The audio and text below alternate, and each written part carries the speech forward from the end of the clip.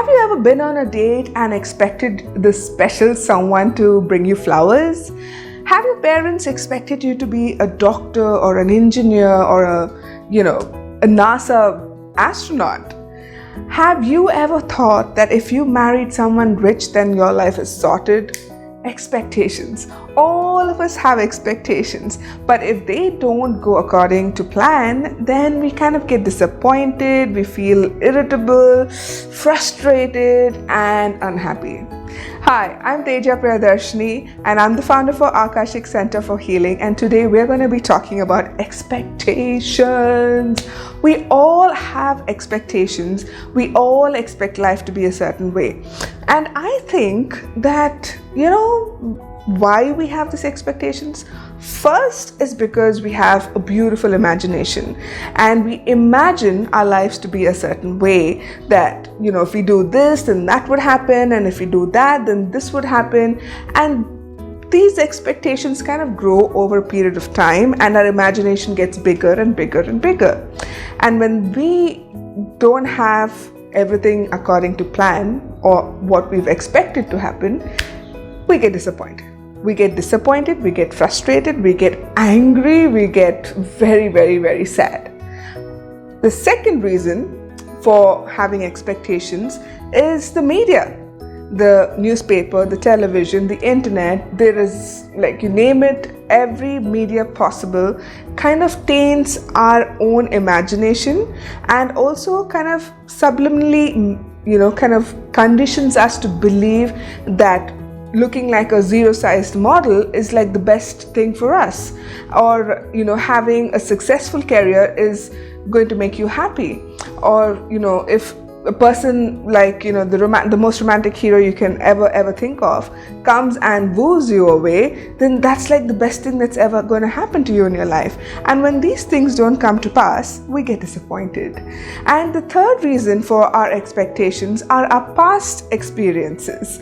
We've had them in our past, we've kind of experienced things differently, so we kind of think that that's the way it's going to happen over and over and over again. And when they don't happen the same way, we're again disappointed, frustrated, angry, and then eventually we become depressed.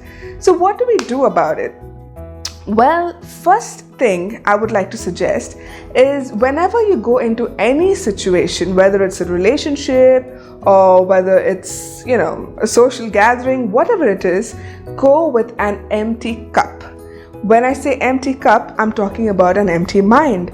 When your mind is completely empty, without expecting that, the situation is going to be this way or the party is going to be that way, then you kind of experience everything as is.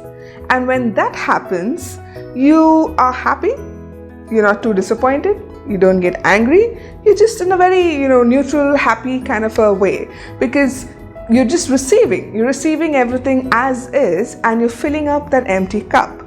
The second thing is to be like a child with so much of curiosity of, oh my God, what's going to happen now, and how is this person going to react, and how is this such situation going to turn out to be. That is a child's enthusiasm, and the child doesn't have expectations. The child just goes in and enjoys every single moment, which comes to my third point. We need to be present. When we are in the present moment, when we are in the now, then we experience everything as is and we don't lose out on anything else. So then our expectations are controlled and we kind of have a good time. We actually enjoy everything that's happening in the now, in the here, in the present. Isn't that great? The third thing is kind of do a reality check of what you believe and what the reality actually is, because when we have these beliefs of your parents are expected to behave a certain way or your lover is supposed to behave a certain way, these are expectations or beliefs that sometimes may not come to pass. And when that happens, we again get disappointed, frustrated, angry, and then sad. So check your beliefs to what is actually real. your partner could be the most handsome person in your eyes, and they are expected to behave a certain way, but in reality they're just a normal person with normal lives and with normal reactions. So when you kind of make out a difference between what is real and what is your belief system, your expectations again are kind of controlled, and you don't have to be so disappointed when things don't go your way. And the final point I would like to make on how you can manage your expectations is to get rid of your fixed fantasies. The fixed fantasies of, if this person is like this, or if that situation is like this is what is supposed to happen. It doesn't always work that way. Life is very fluid. Life is not meant to be fixed or, a finite thing. It is so infinite, it's so fluid, it's always in flux. Life keeps moving around. So you can't expect a person to behave exactly the same way again and again and again, unless they're a robot. You better check that. If they're behaving the same way again and again and again, they might just be a android or a robot, But generally, a person or anything with consciousness doesn't behave in a same pattern over and over again. So when we get all of these things out of the way, we are more happy, we're more content, we're so much more satisfied, and we have simpler and happier lives. And I think that is how we can deal with expectations. Let me know what you think. And until I see you next time on Sunday, mwah, mwah, mwah, mwah. Love you guys, and I'm so happy to be with you again.